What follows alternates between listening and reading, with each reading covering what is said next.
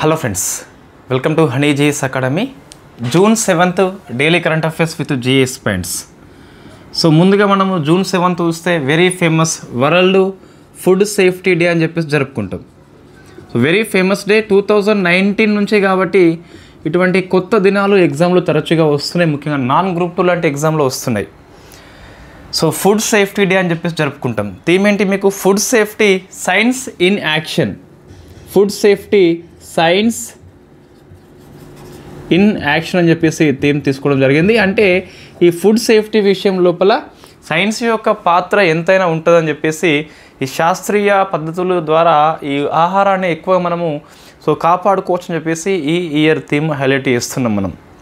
So next చూస్తే economy అండి, polity ఒక ఆర్టికల్ మీకు వార్తల్లో వచ్చింది, ఇది పిఐబి న్యూస్. సో మనం గత ఏప్రిల్లో ఒకటి డిస్కస్ చేసి ఉన్నాం. ఇటీవల నెవా ఒక ప్లాట్ఫామ్, ఇది అంటే నేషనల్ ఈ విధాన్ అప్లికేషన్.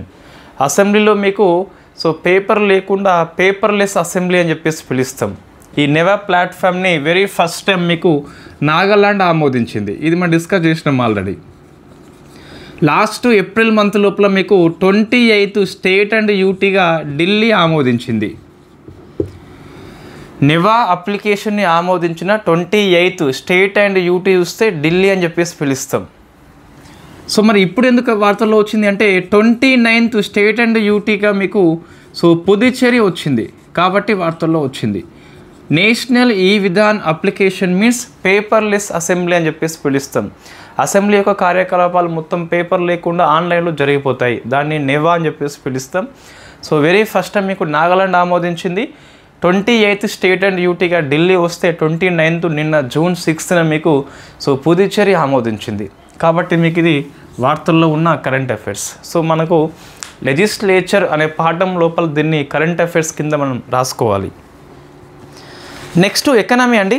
సో మీకు పావర్టీ సిలబస్లో ఉన్నట్లయితే మనం మొన్న ఎకనామీ కోర్సులో ఒక 1 week బ్యాక్ డిస్కస్ చేసినాం పావర్టీ క్లాస్ లోపల. ఇప్పుడు దానికి అప్డేట్ వచ్చిందండి. ఎకనామీ అంటేనే డైనమిక్స్, రోజు రోజుకి మారుతూ ఉంటుంది. అందులో మన సిలబస్లో ఉన్న అంశం మీద అప్డేట్స్ వస్తే కంపల్సరీ అప్డేట్ చేసుకోవాలి. సో మీకు 2025 అప్డేట్స్ మొత్తం ఒకేసారి చెప్పడం జరుగుతుంది కాబట్టి ఎటువంటి ఇబ్బంది పడొద్దు అప్డేట్ విషయం లోపల. సో ఏంటి మీకు అంటే వరల్డ్ బ్యాంకు అనేది ఈ ఇంటర్నేషనల్ పావర్టీ లైన్ యొక్క నిర్వచనాన్ని మార్చింది. ఎంత ఫేమస్ అండి ఇది. తెలుగు అకాడమీ తెలంగాణ వాళ్ళకి ఏపీ వాళ్ళకి 2 పుస్తకాల్లో ఉంది. అంతర్జాతీయ పేదరిక రేఖ అని చెప్పేసి, దారిద్ర్య రేఖ అని చెప్పేసి ఉన్నది. సో ఇంటర్నేషనల్ పావర్టీ లైన్ అనేది మనకు ఎంత ఉంది, ఇంతకుముందు చూస్తే $2.15 per day అని చెప్పేసి ఇది 2017 పర్చేసింగ్ పవర్ ప్యారిటీ ప్రకారం చూస్తే ఒక రోజుకి $2.15 కంటే తక్కువ చేస్తే అది మనము పావర్టీ కింద ఎక్స్ట్రీమ్ పావర్టీ అని చెప్పేసి పిలుస్తాం కదా. దీన్ని మార్చింది మనకు కొత్తగా. సో 2021 డాటా తీసుకుంటున్నాం. దీని ప్రకారం చూస్తే ఇవి $3 per day కంటే తక్కువ చేస్తే వాళ్ళు ఎక్స్ట్రీమ్ పావర్టీ అని చెప్పేసి పిలుస్తాం. చూడండి ఒకసారి, ఇక్కడ 2.15 ఉంటే 3గా మనం మార్చుకున్నాం. సో ఇది మన పుస్తకాల్లో ఉన్నది, దీన్ని మనం ఇట్లా అప్డేట్ చేసుకోవాలి. వెరీ ఫేమస్, పావర్టీ సిలబస్లో ఉంది కాబట్టి. సో మీకు అప్డేట్స్ అంటే సర్వేనే కాదు, ఇది సర్వేలో ఉంటుందా అండి? ఉండదు. అంటే చాలామంది బయట కొంతమంది వాళ్ళు అప్డేట్స్ని చెప్పలేక ఎకనామీ సబ్జెక్టు చెప్పడము, సర్వే నోట్స్ ఇచ్చేయడం అంతే. అంటే ఇది అప్డేట్ కాదా? ఈ పావర్టీ మనకి సిలబస్లో ఉంది కాబట్టి అందులో ఇంటర్నేషనల్ పావర్టీ లైన్ మన పుస్తకాల్లో ఉన్నది. సో 2.15 అని చెప్పేసి కాదు, ₹3 అని చెప్పేసి పిలుస్తాం, $3 అని చెప్పేసి పిలుస్తాం. దీని ప్రకారం చూస్తే 2022 ఇప్పుడు ఇది మారినప్పుడు మన పేదరికం శాతం కూడా మారుతుంది. ఎంత అంటే 5.3 అని చెప్పేసి వచ్చింది. ఈ గణాంకాలు కంపల్సరీ గుర్తుపెట్టుకోవాలి. ప్రపంచ బ్యాంక్ యొక్క కొత్త నిర్వచనం ప్రకారము ఎక్స్ట్రీమ్ పావర్టీలో ఉన్నవాళ్ళు 5.3 22-23 ప్రకారం చూస్తే, ఇది అర్బన్లో చూస్తే 1.1% ఉన్నదండి. గ్రామీణ ప్రాంతంలో చూస్తే 2.8 అని చెప్పేసి ఉన్నది. సో కంపల్సరీ 2 మనం గుర్తుపెట్టుకోవాలి.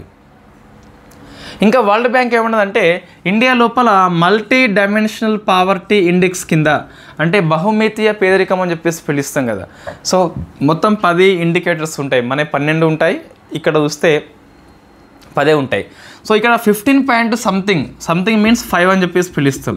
సో ఇన్ఫ్యాక్ట్ ఈ గణాంకాలన్నీ గుర్తుపెట్టుకోవాలన్నా నిజంగా ఎగ్జామ్లు వస్తాయంటే 100% వస్తాయండి, అంటే కనీసం వచ్చేందుకు అవకాశం ఉంటుంది. సో ఇప్పుడు ఏంటి నేను చెప్పింది అంటే అంత ఫ్యాక్టే. ఇక్కడ ఇంటర్నేషనల్ పావర్టీ లైన్ యొక్క నిర్వచనాన్ని వరల్డ్ బ్యాంక్ మార్చింది. సో $3 per dayకి మార్చింది 2021 ప్రకారము. అంతకుముందు 2.15 అని చెప్పేసి ఉండే. దీని ప్రకారం ఇండియాలో పేదరికంలో ఉన్న వాళ్ళ శాతము 5.3 అని చెప్పేసి ఉన్నది. రూరల్లో చూస్తే 2.8, అర్బన్లో చూస్తే 1.1 అని చెప్పేసి ఉన్నది. ఇంకా బహుళమితీయ పేదరికం చూస్తే 15.5 అని చెప్పేసి ఉన్నది. సో మీ గణాంకాలే కావచ్చు, ఒకసారి చదవాలి, ఎగ్జామ్లో ఖచ్చితంగా వస్తుందండి. సో మన గ్రూప్ 2 ఎగ్జామ్ ఎప్పుడు ఉంటే సంబంధం లేకుండా మనం ముందుకోవాలి కంపల్సరీ. ఎప్పుడైనా చదవాల్సింది మనమే. సో ఏం చేయాలి మనము అంటే మన ఆర్థిక పరిస్థితి బట్టి నేను ఎప్పుడు చెప్పేదే స్టడీ, వర్క్ అండ్ స్ట్రగుల్, పోరాటం కూడా చేయాలి. దేనికోసము? నోటిఫికేషన్స్ కోసం కావచ్చు, జాబ్ క్యాలెండర్ కోసం కావచ్చు. సో కంపల్సరీ చేయాల్సిందే. సో నెక్స్ట్ చూస్తే అంటే మూడింటిని మనం బ్యాలెన్స్ చేసుకుంటూ పోవాలండి. ఎంతసేపు పోరాటం మీదనే కాదు, మనం ఎంతవరకు పూర్తి చేసుకున్నామని చెప్పేసి అది కూడా ఆలోచన చేయాల్సిన అవసరం ఉంటుంది.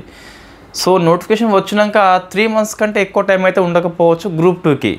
కాబట్టి సో ముందే సిలబస్ మనం పూర్తి చేసుకోవాలి. సో నెక్స్ట్ చూస్తే ఒక ఐఐటి వార్తల్లో వచ్చిందండి. సో ఐఐటి గౌహతి అని చెప్పేసి వార్తల్లో వచ్చింది.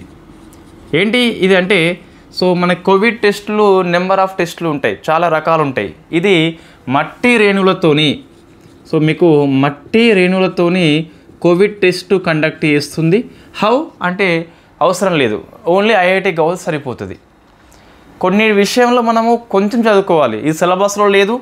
జస్ట్ ఐఐటి మీకు ఇన్ఫ్యాక్ట్ కోవిడ్ టెస్ట్ కాబట్టి కొద్దిగా ఎగ్జామ్లో వస్తే రావచ్చు.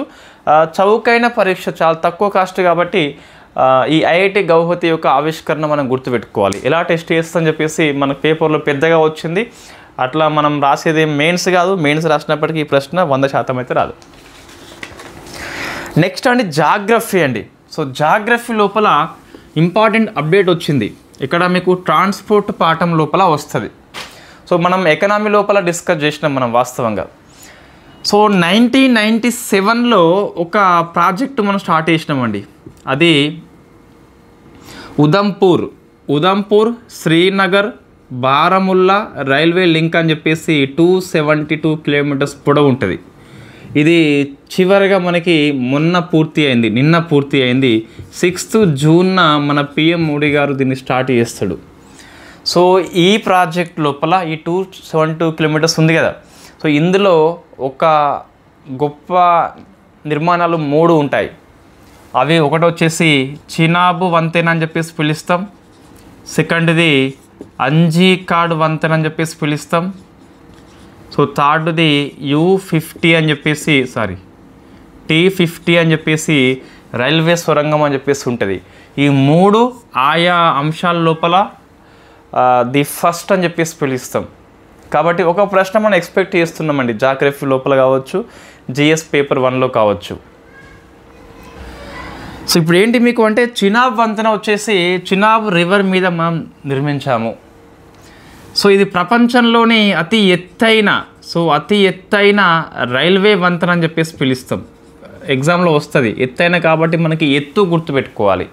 ఇది 359 meters ఎత్తులో ఉంటుంది. నది గర్భం నుంచి చూస్తే నది ఉంటుంది, లోపల నుంచి చూస్తే మనకి సో 359 meters అని చెప్పేసి పిలుస్తాం. ఎన్ని అడుగులు అంటే 1178 feet ఎత్తులో అయితే మీకు కనిపిస్తుంది.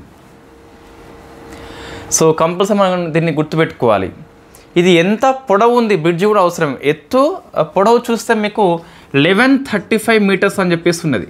సో 1135 అని చెప్పేసి 1315 అని చెప్పేసి ఉన్నది. 1350 meters అని చెప్పేసి సో ఇది పొడవు అండి. ఇది ఎక్కడ ఉంది లొకేషన్ అది మనం గుర్తుపెట్టుకోవాలి. జమ్మూ కాశ్మీర్లో ఉన్న రియాసీ డిస్ట్రిక్ట్ లోపల ఉంది.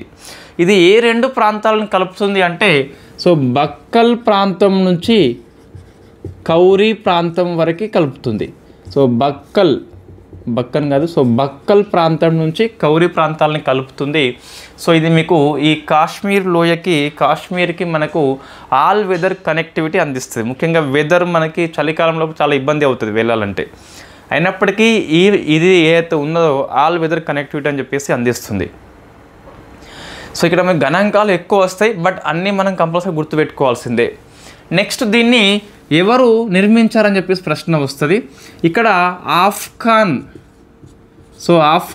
కన్స్ట్రక్షన్స్ అని చెప్పేసి మన ఇండియా సంస్థ, దీంతో పాటు అల్ట్రా కన్స్ట్రక్షన్ అని చెప్పేసి ఇది దక్షిణ Korea company. So ultra construction అని చెప్పేసి దక్షిణ కొరియా, ఈ ఆఫ్ఘన్ ఇన్ఫ్రాస్ట్రక్చర్ అని చెప్పేసి India company. So Afghan infrastructure అని చెప్పేసి ఇండియా కంపెనీ అండి. అవి రెండు కంపల్సరీ మనం గుర్తుపెట్టుకోవాలి. దక్షిణ కొరియా కంపెనీ అని చెప్పేసి ఉంది కాబట్టి అల్ట్రా కన్స్ట్రక్షన్ పేరు మనం కంపల్సరీ గుర్తుపెట్టుకోవాలి. నెక్స్ట్ ఇది భూకంపాలను తట్టుకునేలా మనకి సుమారుగా 120 years పనిచేస్తుంది. మన జమ్మూ కాశ్మీర్ కాబట్టి మనకి భూకంప జోన్ దేని కిందకి వస్తుంది, ఇది 5 అని చెప్పేసి పిలుస్తాం కదా, మనకి జాగ్రఫీ లోపల వస్తుంది. సో ఇది భూకంప ప్రమాదం కింద ఉంది కాబట్టి దాన్ని తట్టుకునేలా ఒక 120 years ఉండేలా దీన్ని నిర్మించారు. ఎవరు? ఈ ఆఫ్ఘన్స్ అండ్ అల్ట్రా కంపెనీ అని చెప్పేసి. దీన్ని ఎవరు నిర్వహణ చేస్తున్నారంటే నార్త్ రైల్వే ఆధ్వర్యం లోపల కొంకన్ రైల్వే కార్పొరేషన్ వాళ్ళు దీన్ని నిర్వహణ చేయడం జరుగుతుంది. ఇవన్నీ మనం బైహార్ట్ చేయాల్సింది కంపల్సరీ, లేకుంటే ఎట్లా మనకు గుర్తుంటే ఇది సబ్జెక్ట్ కాదు. ఇక్కడ అన్ని గణాంకాలు మీకు కనిపిస్తున్నాయి. సో నెక్స్ట్ చూస్తే అంజీఖడ్ వంతెన, ఇది చినాబ్ యొక్క ఉపనది అండి. సో అంజీ అని చెప్పేసి పిలుస్తాం, అక్కడ నిర్మించాం మనము. ఇది 196 meters ఎత్తులో ఉంటుంది కాబట్టి భారతదేశం లోపల 2వ అతి ఎత్తైన రైల్వే వంతెన. ఇది ప్రపంచం లోపల ఎత్తైంది 359 అని చెప్పేసి పిలుస్తాం. సో 196 అని చెప్పేసి కొన్ని పేపర్లో 193 వచ్చింది. నేను మల్టిపుల్ పేపర్స్ చదువుతా కాబట్టి ఇన్ఫ్యాక్ట్ ఎక్స్ప్రెస్లో అనుకుంటా. సో 196 అని చెప్పేసి మనం తీసుకోవచ్చు, ఇది పిఎం న్యూస్లో వచ్చింది కాబట్టి, హిందీలో కూడా వచ్చింది. సో మీకు అంజీఖడ్ అని చెప్పేసి ఇది కేబుల్స్తోని మీకు ఇట్లా ఒక 96 తీగలండి. సో ఇట్లా మీకు కట్టబడి ఉంటుంది ఒక పైలానికి. సో 96 తీగలతోని కాబట్టి దీన్ని మనం కేబుల్ స్టేయిడ్, ఇండియాలో మొట్టమొదటి కేబుల్ స్టేయిడ్ రైల్వే బ్రిడ్జ్గా పిలుస్తాం. ఎన్ని తీగలు? 96 తీగలు అని చెప్పేసి పిలుస్తాం. దీన్ని హిందుస్థాన్ కన్స్ట్రక్షన్ కంపెనీ నిర్మించింది. సో ఇది ఇండియాలో అతి ఎత్తైన సెకండ్ రైల్వే వంతెన అని చెప్పేసి పిలుస్తాం. 96 కేబుల్స్ అని చెప్పేసి ఉంటుంది, 196 meters ఎత్తు అని చెప్పేసి ఉంటుంది. సో నెక్స్ట్ T50 అండి, అంటే టన్నెల్ 50 అని చెప్పేసి పిలుస్తాం. భారతదేశంలో ప్రజెంట్ నిన్నటితోని అతి పొడవైన రైల్వే సొరంగంగా రికార్డు సృష్టించింది. 12.77 kilometers పొడవు ఉంటుంది. మనకి ఇంతకుముందు చూస్తే అంటే నిన్నగాక మొన్న చూస్తే సో పీర్ పంజల్ రైల్వే సొరంగం అని చెప్పేసి ఇది 11.21 అని చెప్పేసి ఉండే. నేను అంతకుముందు నోట్స్లో ఇది రాసిన వాస్తవంగా, మీరు నేను మీకు గ్రూప్లో పెట్టేసిన ఆల్రెడీ. సో ఇప్పుడైతే ఇదే వర్కింగ్ అని చెప్పేసి రాసిన, ఇప్పుడు ఇది మారిపోయిందంటే దీన్ని అధిగమించి 12.77 T50 అని చెప్పేసి ఇండియాలో అతి పొడవైన రైల్వే సొరంగంగా రికార్డు సృష్టించడం జరిగింది. అయితే మీకు ఇంకోటి సో జనాసు అని చెప్పేసి సొరంగం ఉంటుంది ఒకటి, ఇది ఉత్తరాఖండ్ లోపల ఉంటుందండి. ఇది నిర్మాణంలో ఉన్నది, పూర్తి కాలేదు. సో మీకు ఆపరేషన్లో అంటే ఇట్ట T50 వస్తుంది. ఇదేమో జనసు అని చెప్పేసి ఉత్తరాఖండ్ లోపల ఉన్న రైల్వే సొరంగము, ఇది 14.57 ఉంటుంది, బట్ ఇది ఇంకా నిర్మాణంలోనే ఉన్నది. సో నేను ఆ క్లాసులో చెప్పిన ఏది ముందు స్టార్ట్ చేస్తే అదని చెప్పేసి. సో మీకు T50 స్టార్ట్ అయింది కాబట్టి ఇది పొడవైన సొరంగంగా మనం పిలవడం జరుగుతుంది.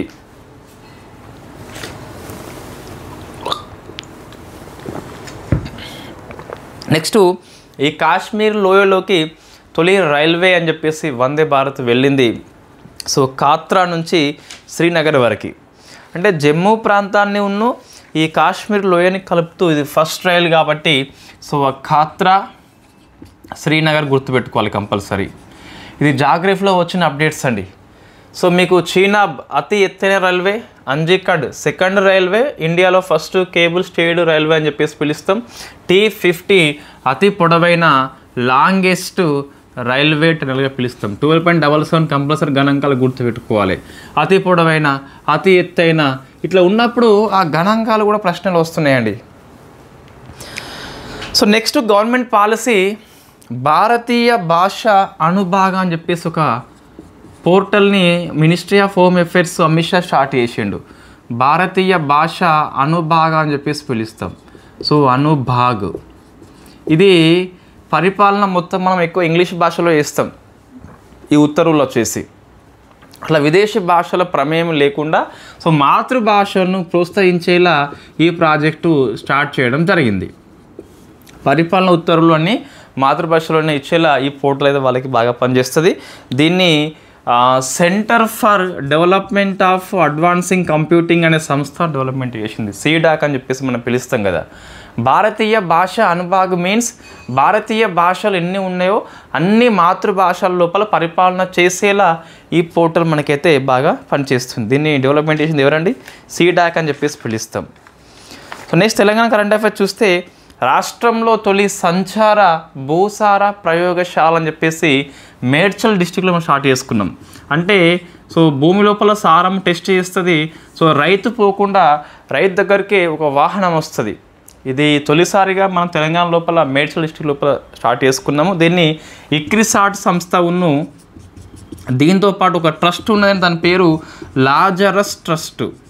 సో లాజరస్ చారిటబుల్ ట్రస్ట్ అని చెప్పేసి ఇవి రెండు కలిపి ఈ సంచార వాహన భూసార పరీక్ష కేంద్రాన్ని స్టార్ట్ చేయడం జరిగింది. సో ఇక్రిసాట్ మనం ఈజీగా ఆన్సర్ చేస్తాం కదా, ఇది ప్రశ్న వస్తుందండి.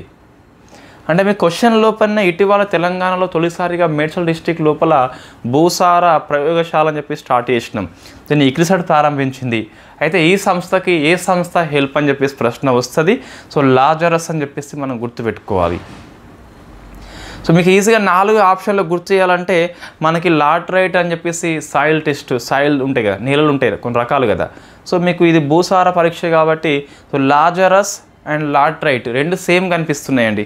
ఏం లేదు, ఇది ఎంసీక్యూ మనం రాసే ఎగ్జాము, కొంచెం గుర్తుపట్టి సరిపోతుంది అంతే. చాలా ఈజీ, కొంచెం ప్లాన్, కొంచెం హార్డ్ వర్క్, సో కొంచెం ముందస్తు చూపు ఉంటే మనం ఈజీగా గ్రూప్ 2 గ్రూప్ 3 అనేది అచీవ్మెంట్ కావచ్చు అండి.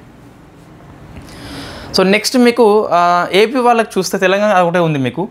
సో ఏపీ వాళ్ళకి చూస్తే అన్నదాత సుఖీభవ అని చెప్పేసి మనం డిస్కస్ చేసినాం ఈ స్కీమ్ గురించి ఆల్రెడీ.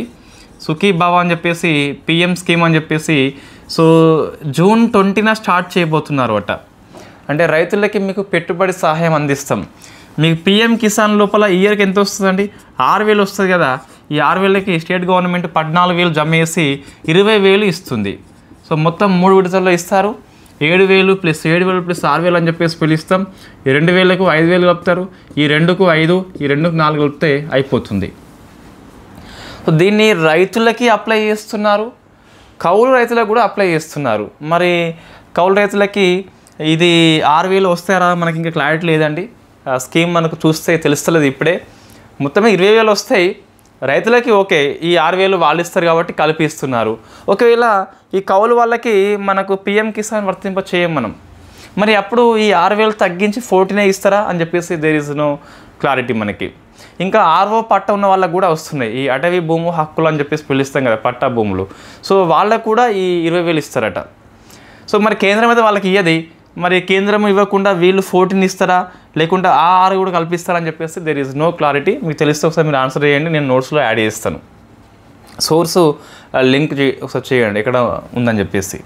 నెక్స్ట్ అండి, తర్వాత ఇంకొక స్కీమ్ మీకు స్టార్ట్ అయింది, ఎన్టీఆర్ విద్యా సంకల్పం అని చెప్పేసి పిలుస్తాం. సో ఎన్టీఆర్ విద్యా సంకల్పం అని చెప్పేసి పిలుస్తాం.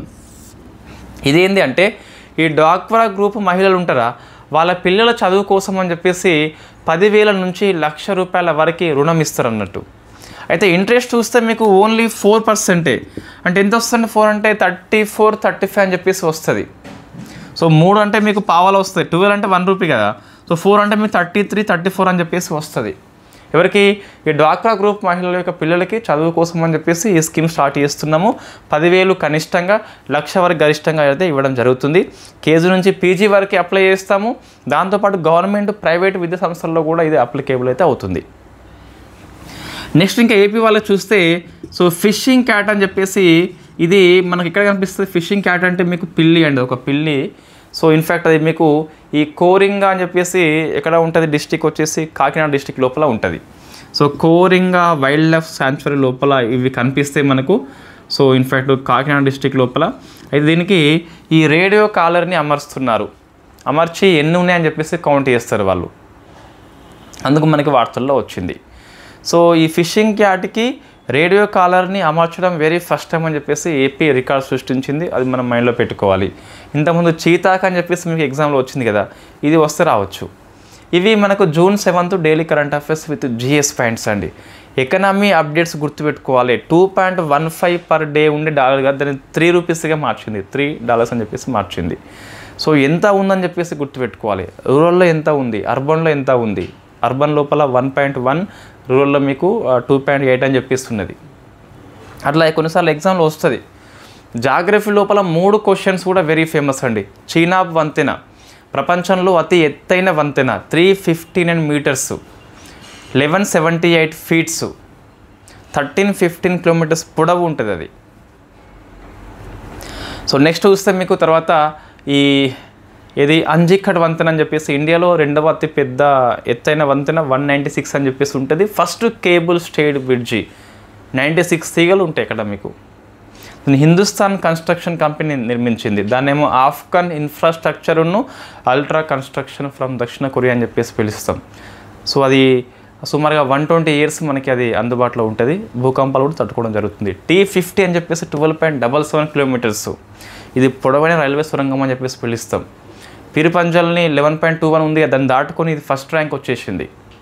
ఈ జనసు సొరంగం మీకు ఉత్తరాఖండ్ లోపల ఉంటుంది, 14.5, అది ఇంకా అమల్లోకి రాలేదు కాబట్టి మనం T50 తీసుకోవడం జరుగుతుంది. ఇంకా చూస్తే ఈ భారతీయ భాష అనువాద్ పెద్ద, అది నాట్ మచ్ ఇంపార్టెంట్, అది స్కిప్ చేయవచ్చు. ఇప్పుడే మన గ్రూప్ 2 ఎగ్జామ్ అనేది ఏం లేదు కాబట్టి. సో ఇప్పుడు గ్రూప్ 3 1:1 ఇచ్చారు కదా. సో కంగ్రాట్స్ ఎవరైతే అచీవ్మెంట్ అయినలో. సో మీకు ఇంకో లిస్ట్ కూడా ఉంటుందండి. అయితే ఇప్పుడు మనకు గ్రూప్ 1, గ్రూప్ 2, గ్రూప్ 3 రిజల్ట్ వచ్చింది కంప్లీట్గా. అయితే సెకండ్ లిస్ట్ కూడా అవకాశం ఉంటుంది. మేబీ పోస్టింగ్ ఇవ్వడం మాత్రము ఇదే గ్రూప్ 1, 2, 3 ఆర్డర్లో ఇవ్వచ్చు. అట్లా ఇస్తేనే మనకు కొంచెం బెటరు. అంటే గ్రూప్ 1 కేసు చూస్తారండి. గవర్నమెంట్ యొక్క ఉద్దేశం ఎలా ఉంటుందని చెప్పేసి మనం జస్ట్ ఒక గెస్సే, నాకు సీఎం రేవంత్ రెడ్డి చెప్పలేదు, టీజీపీఎస్ చెప్పలేదు, ఒక ఊహ చూస్తే మనము హేతుబద్ధమైన ఊహ, ఇది ఉత్తగా ఊహ కాదు. June 11 చూస్తారు ఆ గ్రూప్ 1 కేసు ఏమవుతుంది. ఇన్ఫ్యాక్ట్ అదే రోజు క్లారిటీ ఏం రాదు, ఒక 3-4 హియరింగ్కి ఇంకొక 1 వీక్ టైం పడుతుంది. చూస్తారు గ్రూప్ 1 ఇప్పట్లో తెగదని చెప్పేసి అనిపిస్తే గ్రూప్ 2 రిజల్ట్ ఇచ్చేసి మొత్తం కంప్లీట్గా, సో గ్రూప్ 3 ఇచ్చేసి ఈ 2-3కి నోటిఫికేషన్లు ఇస్తే ఇవ్వచ్చు. ఇక గ్రూప్ 1 అయినాకనే ఇద్దామని చెప్పేసి వాళ్ళు అనుకుంటే కొంచెం టైం పట్టేలా మనకు కనిపిస్తుందండి. చూద్దాం ఏమవుతుందని చెప్పేసి. బట్ మనం ఏం చేయాలి, అటువైపు ఫైట్ చేయాలి, ఇటువైపు మనం వర్క్ చేసుకోవాలి, ఎందుకంటే మనం బతకాలి తిండి కాబట్టి. సో ఇంకొకటి చదవాలి, మూడింటిని బ్యాలెన్స్ చేయాలి. ఎలా చేస్తామంటే అది మనము. సో మన ప్రియారిటీ ఏంటి, పొద్దున్న లేచినప్పటి నుంచి రాత్రి పడుకునే వరకు సో మన యొక్క పనులని విభజన చేసుకొని మనం ప్లాన్ చేసుకోవాలండి. ఇప్పుడు మీ లైఫ్ మనకు తెలియదు, కొంతమంది మెసేజ్ చేస్తూ ఉంటారు ఎట్లా ప్లాన్ చేసుకోవాలని చెప్పేసి. అది మనం చెప్పలేము. నేను 2కి లేమంటా పొద్దున, నువ్వు 9కి ఆఫీస్కి వెళ్తావు కదా, 2కి లేమంటాం, సాధ్యం అవుతుంది, ప్రాక్టికల్గా సాధ్యం కాదు. సో మీకు ఎన్ని అవర్స్ ఉందో మనం ప్లాన్ చేసుకోవాలి అంతే. ఎవరికి వాళ్ళు సబ్జెక్ట్లో డౌట్స్ వస్తే ఎస్ మనం కంపల్సరీ క్లారిటీ ఇస్తాం, there is no doubt about it. But ఇక్కడ మీరు ఎప్పుడు చదవాలని చెప్పేసి అది మీ ఇష్టం. కొంతమంది నైట్ కొంతమంది పొద్దున అవుతారు, అది డిపెండ్ ఆన్ ది ఇండివిజువల్ అండి. సో మనం ప్లాన్ చేసుకోవాలి, మన వర్క్ ఫ్యామిలీ అన్నిటిని బ్యాలెన్స్ చేసుకుంటూ. ఇన్ని ఉన్నాయి కాబట్టి మనం ముందస్తు చదువుకోవాలి.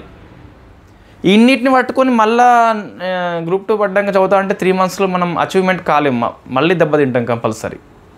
నేను నా కోర్స్ తీసుకోమని చెప్పట్లే, జనరల్ వర్డ్స్ చెప్తుంది నేను. ఇది మనకి పరిస్థితి ఉంటుంది మిడిల్ క్లాస్ వాళ్ళది. అంటే మనం పూర్తిగా దీని మీదనే ఉండలేం. ఇది ప్రిపరేషన్ లోపల ఇంకో పని చేసుకోవాలి compulsory. There is a family కొన్ని నీడ్స్ ఉంటాయి, అవి నువ్వే చేయాలి కంపల్సరీ. కాబట్టి బ్యాలెన్స్ చేసుకోవాలంటే లాంగ్ టర్మ్ ప్లాన్తో సాధ్యమవుతుంది. డైలీ ఒక 4 hours 5 hours కేటాయిస్తే లాంగ్ టర్మ్ ప్లాన్ ఉంటే అచీవ్మెంట్ మనం ఈజీ కావచ్చండి. కొంచెం ప్లాన్ అవసరం అంతే. Thank you very much. అచ్చా ఇంకోటి, రేపు మీకు ఎగ్జామ్స్ ఉన్నాయి. సండే అంటే మీకు మొత్తం ఇక పరీక్షలు అండి కంప్లీట్గా. రేపు పాలిటీ ఉన్నది, రేపు ఎకనామీ ఉన్నది, తెలంగాణ ఉద్యమం ఉన్నది, సొసైటీ కూడా ఉన్నది. 4 ఉన్నాయి మీకు. జూలై నుంచి దీనికి కరెంట్ అఫైర్స్ యాడ్ అవుతుంది, ఇండియన్ హిస్టరీ కూడా యాడ్ అవుతుంది. సో ఒక 50 మంది దాకా నాకు మెసేజ్ చేసేది, కనీసం 50 మంది. పేపర్ 4 ఉద్యమం మీకు అయిపోతుంది. పేపర్ 3 తెలంగాణ ఎకనామీ ఒకటి ఉన్నది. సో మనం చెప్పేద్దాం అది సర్వే, మరి ఇది అవసరమా ఇంకోటి అవసరమా మనం చూద్దాం. సో నెక్స్ట్ పేపర్ 2లో సొసైటీ సార్ క్లాస్ చెప్తున్నాడు, ఇన్ఫ్యాక్ట్ పాలిటీ నేను చెప్పిస్తున్నాను. సో మీకు హిస్టరీ ఒకటి ఉంది కదా, అది మనం స్టార్ట్ చేద్దాం కంపల్సరీ విత్ ఇన్ ఒక 1 వీక్లో స్టార్ట్ చేద్దాం హిస్టరీ క్లాస్. సో నాకు హిస్టరీ చెప్పొస్తా అని చెప్పేసి మీకు డౌట్ వస్తే కనుక మీకు ఈ ప్రాచీన మధ్యయుగం ఆధునిక యుగం లోపల ఎక్కువ మీకు ఆధునిక యుగమే వస్తుంది క్వశ్చన్స్ అయితే ఏ ఎగ్జామ్లో అయినా సరే. కొన్ని ఎగ్జామ్ లోపల ఓన్లీ మోడర్న్ డే హిస్టరీ ఉంటుంది. మొత్తం క్లాసులు యూట్యూబ్లో ఉన్నాయండి. సో మీరు దాన్ని టెస్ట్ చేసుకోవచ్చు ఈజీగా. దాంతోపాటు తెలంగాణ హిస్టరీ చెప్పొస్తా అని చెప్పేసి అనిపిస్తే తెలంగాణ హిస్టరీ క్లాసెస్ కొన్ని ఉన్నాయి. మీరు హనీ జిఎస్ క్లాసెస్, ఒకసారి హనీ జిఎస్ అకాడమీ కాదు మీరు చూసిన ఛానల్ కాదు, హనీ జిఎస్ ఇది ఫస్ట్ ఛానల్ అండి. దీన్ని ఎవరో ఇంతకుముందు హ్యాక్ చేసిండు దుర్మార్గులు. సో హనీ జిఎస్ క్లాసెస్ అని చెప్పేసి ఉంటుంది. అందులో మీరు మోడర్న్ ఇండియా హిస్టరీ ప్లేలిస్ట్ ఉన్నది, తెలంగాణ హిస్టరీకి కొన్ని క్లాసులు ఉన్నాయి. సరే కొన్ని క్లాసులు చూసినా మీకు తెలుస్తుంది. హిస్టరీ చెప్పడం పెద్ద ఈజీ, అంత హార్డ్ ఏం కాదు. కొంచెం స్టోరీని ఉండలేని కల్పించి చెప్తే అదే హిస్టరీ అయిపోతుంది. సరే దీనిలో చూస్తానండి, ఒకసారి చూస్తే మీకు సమ్ ఐడియా వస్తుంది. సో మీరు తీసుకోవచ్చు ఈజీగా. నిన్న ఎవరో కరెంట్ అఫైర్స్ క్లాసు ఎలా ఉంటుందని చెప్పేసి ఒక షాంపుల్ నోట్స్ పెట్టమన్నారు. అరే కరెంట్ అఫైర్స్ క్లాస్ నేను ఆల్రెడీ మీకు టెలిగ్రామ్ లోపల జనవరి మంత్ పెట్టిన, ఫిబ్రవరి పెట్టేసిన, మార్చి పెట్టేసిన, ఏప్రిల్ కూడా పెట్టేసిన, 4 ఉన్నాయి మీకు షాంపుల్ నోట్స్. మళ్ళీ పంపడం ఎందుకు షాంపుల్ నోట్స్? క్లాసెస్ మనం డైలీ చెప్తున్నాం కదా classes. Thank you very much.